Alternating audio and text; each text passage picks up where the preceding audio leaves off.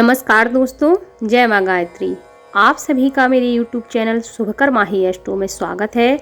अपनी परम पूजनीय गुरुदेव प्रज्ञा अवतार श्री रामाचार्य शर्मा जी तथा वंदनीय माता जी के चरणों में वंदन करते हुए आज मैं आप सभी को अपनी इस वीडियो में गणेश गायत्री मंत्र के बारे में बता रही हूँ। गणेश गायत्री मंत्र को करने से व्यक्ति के जीवन में कौन कौन से लाभ होते हैं, इसके बारे में आपको मैं बता रही हूँ। गणेश गायत्री मंत्र का जप करने से व्यक्ति के जीवन में किसी भी प्रकार की विघ्न बाधा नहीं आती है, किसी भी कार्य में रुकावट नहीं आती है। साथ ही साथ बच्चों की बुद्धि में विकास होता है। जिनके बच्चे पढ़ते नहीं हैं वह इस मंत्र को बच्चों को करने को कहें, और जो बच्चे ना कर सकें उन बच्चों को सुनाएं, उससे भी लाभ होता है। अगर किसी व्यक्ति की कुंडली में राहु, केतु या बुध ग्रह खराब स्थिति में है, बलहीन स्थिति में है, तो जो भी व्यक्ति गणेश गायत्री का मंत्र करता है उसकी कुंडली में यह ग्रह शुभ फल प्रदान करने लगते हैं, क्योंकि यह तीनों ग्रह भगवान गणेश के नियंत्रण में रहते हैं। इसलिए गणेश गायत्री मंत्र को करने से यह भी एक लाभ है कि गणेश गायत्री मंत्र को करने से आप 3 ग्रहों के अशुभ फल से बच सकते हैं। गणेश गायत्री मंत्र के साथ साथ व्यक्ति को एक माला कम से कम गायत्री मंत्र की भी करना चाहिए, तो इसका प्रभाव दुगना हो जाएगा, इसका लाभ भी दुगना हो जाएगा। वैसे तो हर मंत्र का कम से कम 3 माला ही जप करना चाहिए, उससे ज़्यादा जल्दी रिजल्ट मिलता है। वैसे गायत्री में भी यही बताया गया है कि गायत्री मंत्र की भी 3 माला ही जप करना चाहिए, और साथ ही साथ गणेश गायत्री मंत्र की भी 3 माला जप करना चाहिए। लेकिन आज के समय में व्यस्तता ज़्यादा है, लोगों के पास इतना समय नहीं है, क्योंकि हर कोई ना कोई कार्य करता है तो व्यस्त रहता है। तो आप इसका सिर्फ यही एक निवारण है, जिनके पास समय नहीं है, कि वह कम से कम 1 माला गणेश गायत्री और 1 माला गायत्री मंत्र का जप प्रतिदिन करें, और साथ ही साथ इसके साथ कम से कम 2 मालाओं का जप अगर आप नहीं कर सकते तो आप सुन लिया करें। इससे भी आपको कहीं ना कहीं लाभ मिलेगा, क्योंकि जिस प्रकार भगवान का भजन सुनने से लाभ होता है, उसी प्रकार मंत्र सुनने से भी लाभ मिलता ही मिलता है। तो इस प्रकार आप अपने जीवन में किसी भी प्रकार की समस्याओं से बच सकते हैं, साथ ही साथ अपने जीवन के हर कार्य को निर्विघ्नता से पूर्ण कर सकते हैं। तो गणेश गायत्री मंत्र हर व्यक्ति को इसलिए करना चाहिए। साथ ही साथ इसके बहुत से और भी लाभ हैं, जैसे भगवान गणेश की पूजा अर्चना करने से बुद्धि में विकास होता है, बच्चों को लाभ मिलता है। जिन बच्चों का पढ़ाई में मन नहीं लगता, अगर वह इस मंत्र को सुनेंगे या करेंगे तो उनकी बुद्धि में भी वृद्धि होती है। और सबसे बड़ी बात कि जीवन में जो रुकावटें आती हैं वह इस मंत्र से दूर हो जाती हैं, जो कि आजकल के समय में हर व्यक्ति के साथ यह परेशानी है कि उनका कार्य होते होते रुक जाता है। तो वह परेशानी नहीं आएगी अगर कोई व्यक्ति इस मंत्र का प्रतिदिन जप करेगा और सुनेगा। तो इस मंत्र को आप जरूर लाभ लें और आजमाएं, और अगर आपको लाभ हो तो जरूर बताएं। मंत्र इस प्रकार है: ओम एकदंताय विद्महे वक्रतुंडाय धीमहि तन्नो दन्ति प्रचोदयात्।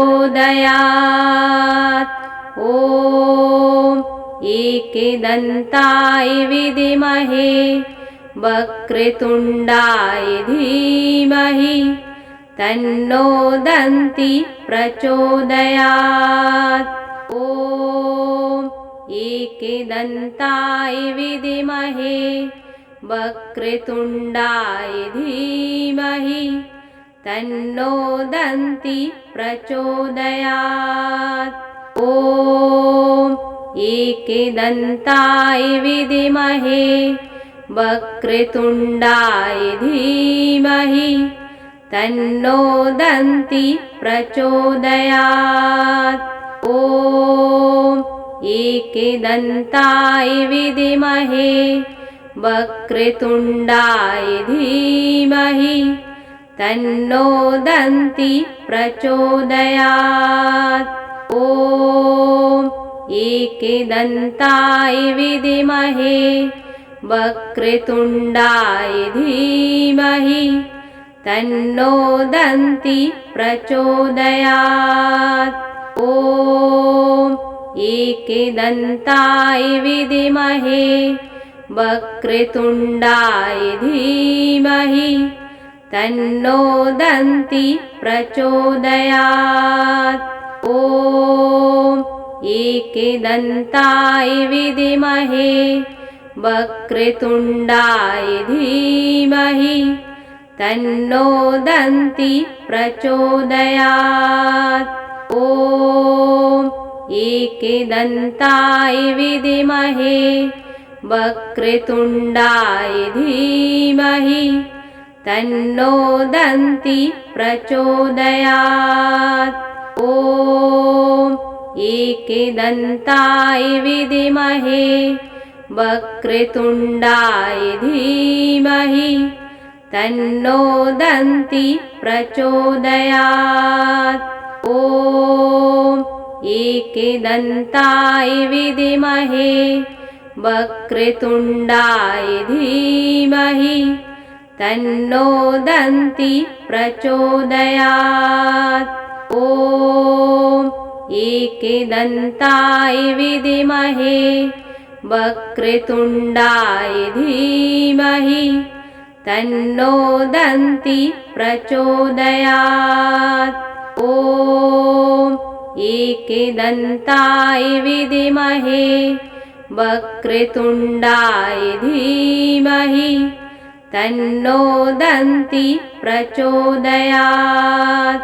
ॐ एकदन्ताय विद्महे वक्रतुण्डाय धीमहि तन्नो दन्ति प्रचोदयात्। ॐ एकदन्ताय विद्महे वक्रतुण्डाय धीमहि तन्नो दन्ति प्रचोदयात्। ॐ एकदन्ताय विद्महे वक्रतुण्डाय धीमहि तन्नो दन्ति प्रचोदयात्। ॐ एकदन्ताय विद्महे वक्रतुण्डाय धीमहि तन्नो दन्ति प्रचोदयात्। ॐ एकदन्ताय विद्महे वक्रतुण्डाय धीमहि तन्नो दन्ति प्रचोदयात्। ॐ एकदन्ताय विद्महे वक्रतुण्डाय धीमहि तन्नो दन्ति प्रचोदयात्। ॐ एकदन्ताय विद्महे वक्रतुण्डाय धीमहि तन्नो दन्ति प्रचोदयात्। ॐ एकदन्ताय विद्महे वक्रतुण्डाय धीमहि तन्नो दन्ति प्रचोदयात्। ॐ एकदन्ताय विद्महे वक्रतुण्डाय धीमहि तन्नो दन्ति प्रचोदयात्। ॐ एकदन्ताय विद्महे वक्रतुण्डाय धीमहि तन्नो दन्ति प्रचोदयात्। ॐ एकदन्ताय विद्महे वक्रतुण्डाय धीमहि तन्नो दन्ति प्रचोदयात्।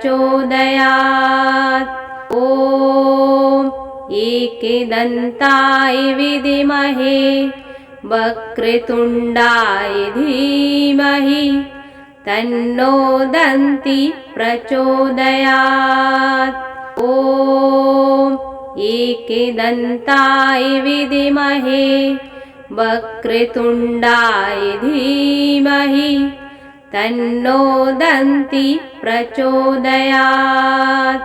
ॐ एकदन्ताय विद्महे वक्रतुण्डाय धीमहि तन्नो दन्ति प्रचोदयात्। ॐ एकदन्ताय विद्महे वक्रतुण्डाय धीमहि तन्नो दन्ति प्रचोदयात्। ॐ एकदन्ताय विद्महे वक्रतुण्डाय धीमहि तन्नो दन्ति प्रचोदयात्। ॐ एकदन्ताय विद्महे वक्रतुण्डाय धीमहि तन्नो दन्ति प्रचोदयात्।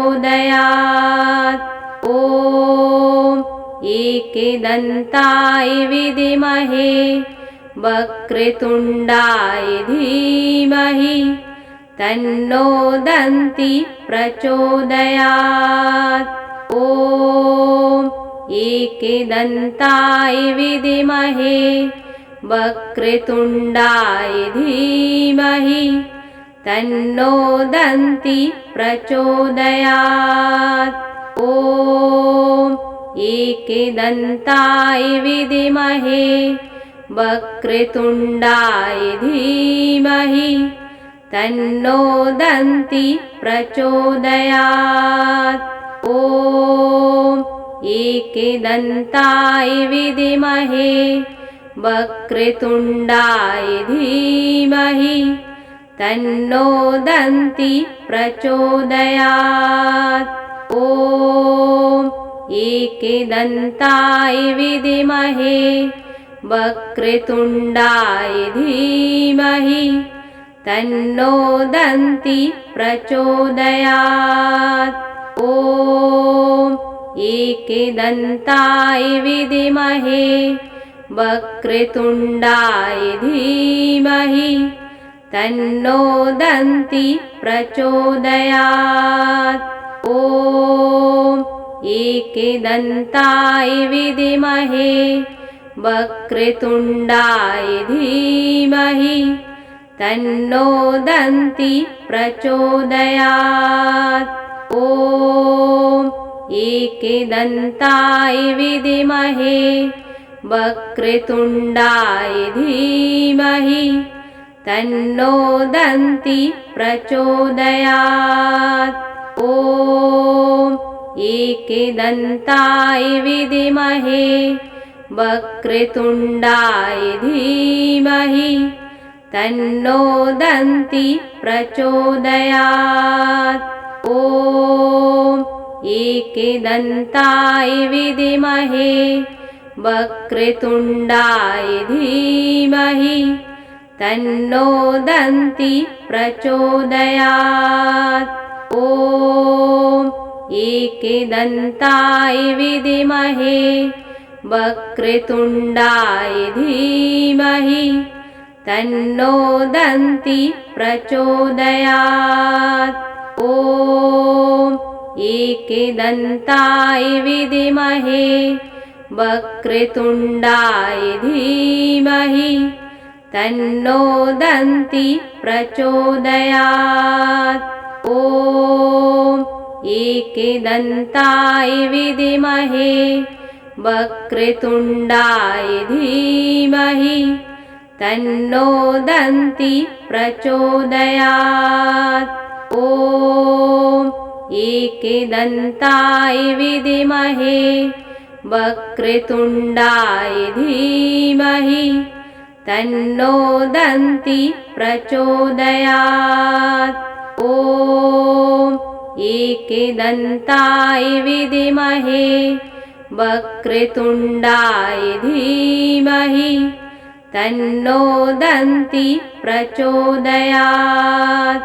ॐ एकदन्ताय विद्महे वक्रतुण्डाय धीमहि तन्नो दन्ति प्रचोदयात्। ॐ एकदन्ताय विद्महे वक्रतुण्डाय धीमहि तन्नो दन्ति प्रचोदयात्। ॐ एकदन्ताय विद्महे वक्रतुण्डाय धीमहि तन्नो दन्ति प्रचोदयात्।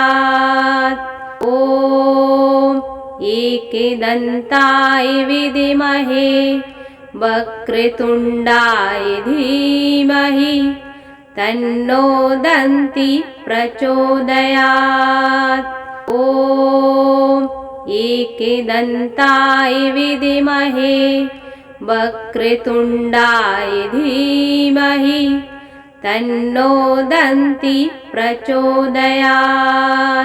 ॐ एकदन्ताय विद्महे वक्रतुण्डाय धीमहि तन्नो दन्ति प्रचोदयात्। ॐ एकदन्ताय विद्महे वक्रतुण्डाय धीमहि तन्नो दन्ति प्रचोदयात्। ॐ एकदन्ताय विद्महे वक्रतुण्डाय धीमहि तन्नो दन्ति प्रचोदयात्। ॐ एकदन्ताय विद्महे वक्रतुण्डाय धीमहि तन्नो दन्ति प्रचोदयात्। ॐ एकदन्ताय विद्महे वक्रतुण्डाय धीमहि तन्नो दन्ति प्रचोदयात्। ॐ एकदन्ताय विद्महे वक्रतुण्डाय धीमहि तन्नो दन्ति प्रचोदयात्। ॐ एकदन्ताय विद्महे वक्रतुण्डाय धीमहि तन्नो दन्ति प्रचोदयात्। ॐ एकदन्ताय विद्महे वक्रतुण्डाय धीमहि तन्नो दन्ति प्रचोदयात्। ॐ एकदन्ताय विद्महे वक्रतुण्डाय धीमहि तन्नो दन्ति प्रचोदयात्। ॐ एकदन्ताय विद्महे वक्रतुण्डाय धीमहि तन्नो दन्ति प्रचोदयात्। ॐ एकदन्ताय विद्महे वक्रतुण्डाय धीमहि तन्नो दन्ति प्रचोदयात्। ॐ एकदन्ताय विद्महे वक्रतुण्डाय धीमहि तन्नो दन्ति प्रचोदयात्। ॐ एकदन्ताय विद्महे वक्रतुण्डाय धीमहि तन्नो दन्ति प्रचोदयात्। ॐ एकदन्ताय विद्महे वक्रतुण्डाय धीमहि तन्नो दन्ति प्रचोदयात्। ॐ एकदन्ताय विद्महे वक्रतुण्डाय धीमहि तन्नो दन्ति प्रचोदयात्। ॐ एकदन्ताय विद्महे वक्रतुण्डाय धीमहि तन्नो दन्ति प्रचोदयात्। ॐ एकदन्ताय विद्महे वक्रतुण्डाय धीमहि तन्नो दन्ति प्रचोदयात्। ॐ एकदन्ताय विद्महे वक्रतुण्डाय धीमहि तन्नो दन्ति प्रचोदयात्। ॐ एकदन्ताय विद्महे वक्रतुण्डाय धीमहि तन्नो दन्ति प्रचोदयात्। ॐ एकदन्ताय विद्महे वक्रतुण्डाय धीमहि तन्नो दन्ति प्रचोदयात्। ॐ एकदन्ताय विद्महे वक्रतुण्डाय धीमहि तन्नो दन्ति प्रचोदयात्। ॐ एकदन्ताय विद्महे वक्रतुण्डाय धीमहि तन्नो दन्ति प्रचोदयात्। ॐ एकदन्ताय विद्महे वक्रतुण्डाय धीमहि तन्नो दन्ति प्रचोदयात्। ॐ एकदन्ताय विद्महे वक्रतुण्डाय धीमहि तन्नो दन्ति प्रचोदयात्। ॐ एकदन्ताय विद्महे वक्रतुण्डाय धीमहि तन्नो दन्ति प्रचोदयात्। ॐ एकदन्ताय विद्महे वक्रतुण्डाय धीमहि तन्नो दन्ति प्रचोदयात्। ॐ एकदन्ताय विद्महे वक्रतुण्डाय धीमहि तन्नो दन्ति प्रचोदयात्। ॐ एकदन्ताय विद्महे वक्रतुण्डाय धीमहि तन्नो दन्ति प्रचोदयात्।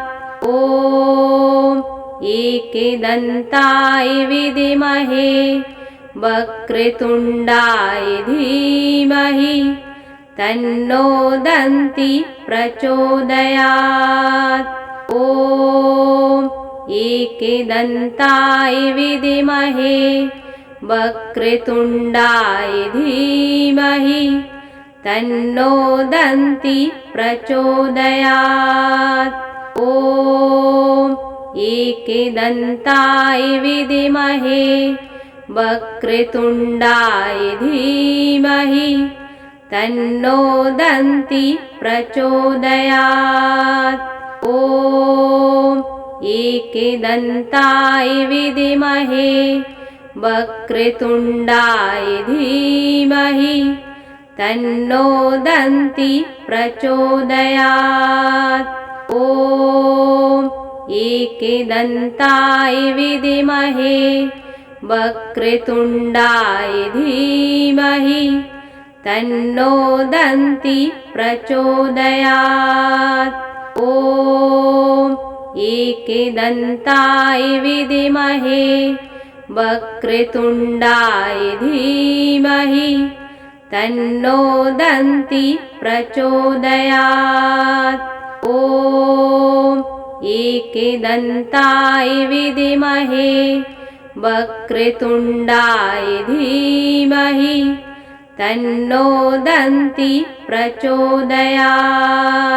ॐ एकदन्ताय विद्महे वक्रतुण्डाय धीमहि तन्नो दन्ति प्रचोदयात्।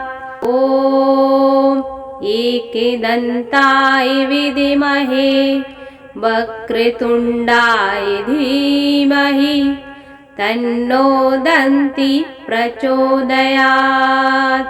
ॐ एकदन्ताय विद्महे वक्रतुण्डाय धीमहि तन्नो दन्ति प्रचोदयात्।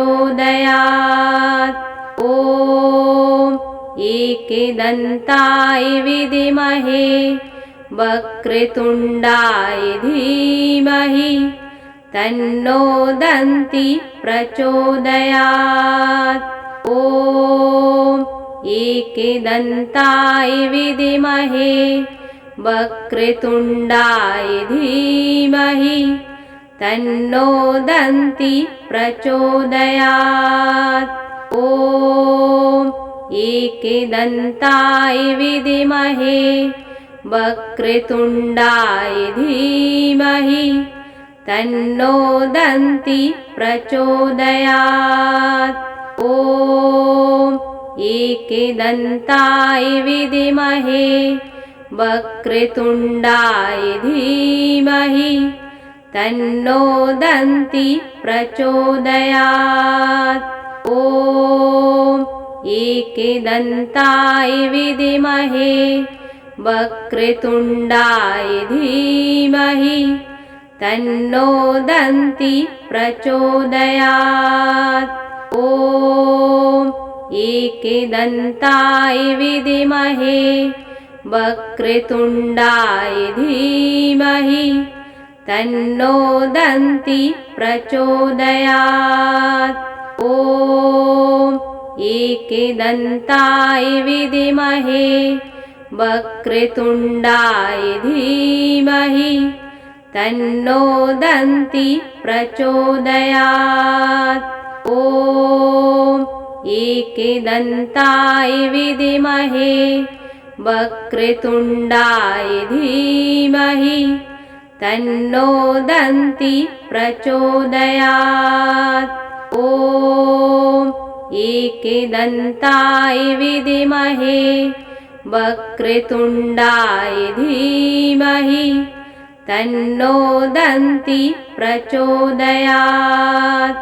ॐ एकदन्ताय विद्महे वक्रतुण्डाय धीमहि तन्नो दन्ति प्रचोदयात्। ॐ एकदन्ताय विद्महे वक्रतुण्डाय धीमहि तन्नो दन्ति प्रचोदयात्। ॐ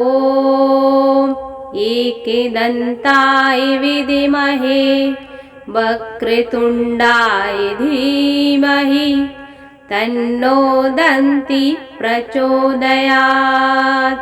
ॐ एकदन्ताय विद्महे वक्रतुण्डाय धीमहि तन्नो दन्ति प्रचोदयात्।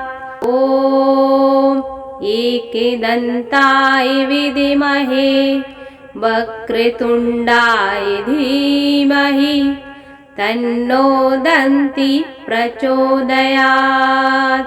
ॐ एकदन्ताय विद्महे वक्रतुण्डाय धीमहि तन्नो दन्ति प्रचोदयात्। ॐ एकदन्ताय विद्महे वक्रतुण्डाय धीमहि तन्नो दन्ति प्रचोदयात्। ॐ एकदन्ताय विद्महे वक्रतुण्डाय धीमहि तन्नो दन्ति प्रचोदयात्। ॐ एकदन्ताय विद्महे वक्रतुण्डाय धीमहि तन्नो दन्ति प्रचोदयात्। ॐ एकदन्ताय विद्महे वक्रतुण्डाय धीमहि धीमहि तन्नो दन्ति प्रचोदयात्।